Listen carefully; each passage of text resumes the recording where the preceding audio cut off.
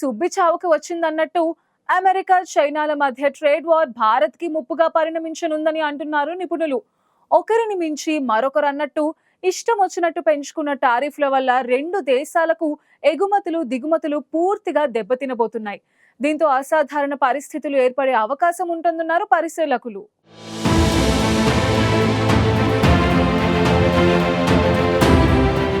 దేశంలో తమదైన పరిశ్రమల కల్చర్ నెలకొన్న చైనాకు మొట్టమొదటిసారిగా చుక్కెదురైంది. అమెరికా ఇతర దేశాలను దూరం పెడుతూ మేక్ అమెరికా గ్రేట్ అగైన్ నినాదంతో ముందుకు పోతోంది. దాంతో ఆ దేశ అధ్యక్షుడు డొనాల్డ్ ట్రంప్ ఎంత చెబితే అంత అన్నట్టుగా చర్యలు జరిగిపోతున్నాయి.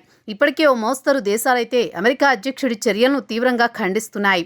అయితే ఇన్నాళ్లు జోరుగా ఎగుమతులు నిర్వహించిన డ్రాగన్ కంట్రీ చైనాకు చుక్కలు కనిపిస్తున్నాయి. ప్రపంచ వాణిజ్య రంగంలో ఊహించని పరిణామాలతో అల్లకల్లోలంగా ఉంది. ఈ నేపథ్యంలో చైనాకు ఊహించని షాక్ తగిలింది. చైనా వస్తువులను అమెరికా మార్కెట్ తలుపులు మూసుకుపోవడంతో చైనాకు దిక్కుతోచని పరిస్థితి నెలకొంది. భారీ ఎత్తున సరుకులను సిద్ధం చేసుకుని అమెరికా గెడ్డపై అమ్మేద్దామని కన్న కలలు కాబోతున్నాయి.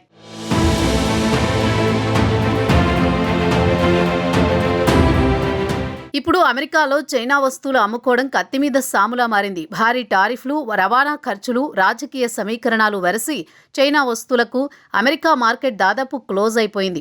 ఒకప్పుడు చైనా వస్తువులు తక్కువ ధరకే లభించేవి, కానీ ఇప్పుడు పరిస్థితి మారింది. అమెరికాలో చైనా వస్తువుల ధరలు ఆకాశాన్ని తాకుతున్నాయి. అదే సమయంలో ఇతర దేశాల ఉత్పత్తులు చైనా వస్తువుల కంటే తక్కువ ధరకే లభిస్తుండటంతో అమెరికన్లు వాటిపైనే మొగ్గు చూపుతున్నారు. దీంతో చైనా వస్తువులు అమెరికా గడ్డపై అమ్మలేక తిరిగి వెనక్కి తీసుకువెళ్లలేక సతమతమవుతోంది. ఏ రకమైన పరిశ్రమలు పెద్దగా లేని అమెరికాలో వస్తువులను అమ్ముకోవడంలో మిడిల్ ఈస్ట్ దేశాలన్నీ పోటీలు పడి ఎక్స్పోర్ట్ చేస్తూ ఉంటాయి. ఆ మేరకు అమెరికాతో పెద్దన్న సంబంధాలు మెయింటైన్ చేస్తుంటాయి.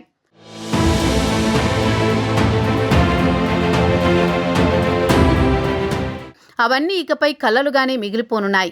ఎందుకంటే ప్రస్తుతం ట్రంప్ విధిస్తోన్న సుంకాల కారణంగా అమెరికా మార్కెట్ దాదాపు మూసుకుపోవడంతో చైనా దృష్టి ఇప్పుడు భారత్పై పడింది. ప్రపంచంలోని అతిపెద్ద మార్కెట్లలో మన దేశం కూడా ఒకటి. 140 కోట్లకు పైగా జనాభా ఉన్న భారత్లో చైనా వస్తువులకు విపరీతమైన డిమాండ్ ఉంటుంది.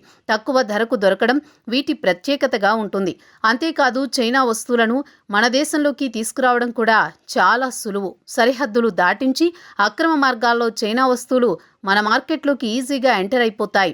ఎంటర్ అవడమే కాదు, వచ్చినట్టు హాట్ కేకులా అమ్ముడు పోతుంటాయి.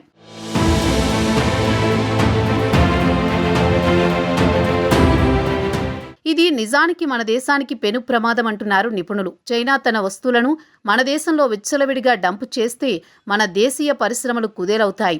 ఇప్పటికే చాలా రంగాల్లో చైనా వస్తువుల హవా కొనసాగుతోంది. ఇప్పుడు మరింతగా చైనా వస్తువులు మన మార్కెట్ను ముంచెత్తితే మన వ్యాపారులు, చిన్న పరిశ్రమలు తీవ్రంగా నష్టపోతారని హెచ్చరిస్తున్నారు ఆ రంగంలోని నిపుణులు.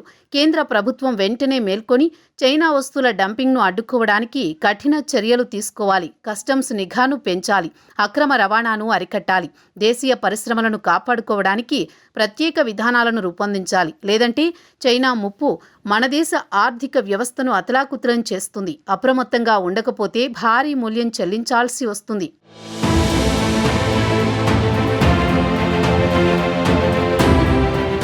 ఇదిలా ఉండగా అమెరికా అధ్యక్షుడు డొనాల్డ్ ట్రంప్ తీసుకుంటున్న పలు నిర్ణయాలపై దేశవ్యాప్తంగా తీవ్ర వ్యతిరేకత రావడంతో ప్రతీకార సుంకాలను 90 రోజుల పాటు తాత్కాలికంగా నిలుపుదల చేస్తున్నట్లు ప్రకటించారు. అయితే చైనా ఉత్పత్తులపై మాత్రం ప్రతీకార సుంకాలను పెంచారు. దీంతో చైనా ప్రభుత్వం సైతం తమ దేశంలో దిగుమతి అవుతున్న అమెరికా ఉత్పత్తులపై భారీ స్థాయిలో ప్రతీకార సుంకాలను పెంచింది. దీంతో చైనా వర్సెస్ అమెరికా దేశాల మధ్య వాణిజ్య యుద్ధం తీవ్రస్థాయికి చేరింది. అయితే తాజాగా చైనా టారిఫ్ల విషయంపై వెనక్కు తగ్గేందుకు నిర్ణయించుకున్నట్లు తెలుస్తోంది. చైనా తాజాగా అమెరికాకు కీలక విజ్ఞప్తి చేసింది.